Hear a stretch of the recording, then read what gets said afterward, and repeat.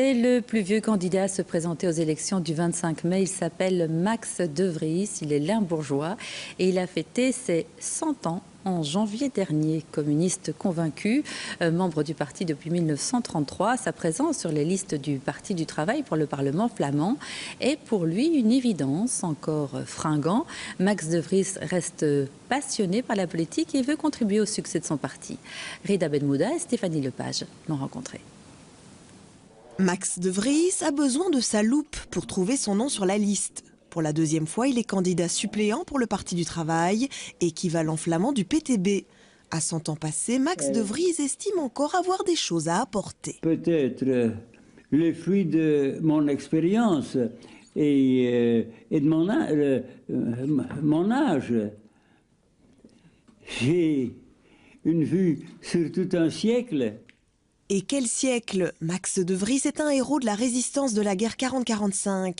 Avec 5 compères, il crée Rassemblement, un groupe très actif dans le Limbourg, responsable de 300 sabotages et quelques 80 liquidations de collabos. Dat waren mensen waar me heel goed bevriend mee waren en die zelf betrouwbare patrioten waren. Son histoire, celle de la résistance limbourgeoise, Max la raconte chaque après-midi. Sa mémoire est couchée sur papier en vue d'être publiée. Mais Max De Vries ne vit pas que dans le passé. Tous les jours, il lit Le Monde, Le Figaro et De Standard.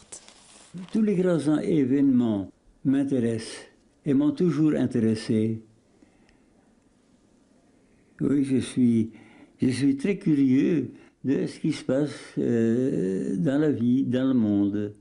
Et Max De Vries connaît bien la presse. Pendant 45 ans, il a travaillé comme journaliste à Paris. En parallèle, il était un militant très actif du Parti communiste.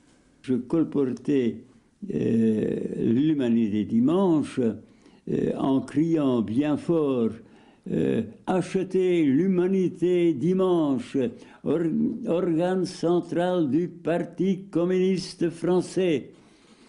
Les bourgeois de l'endroit me regardaient de travers, mais les concierges achetaient mon journal.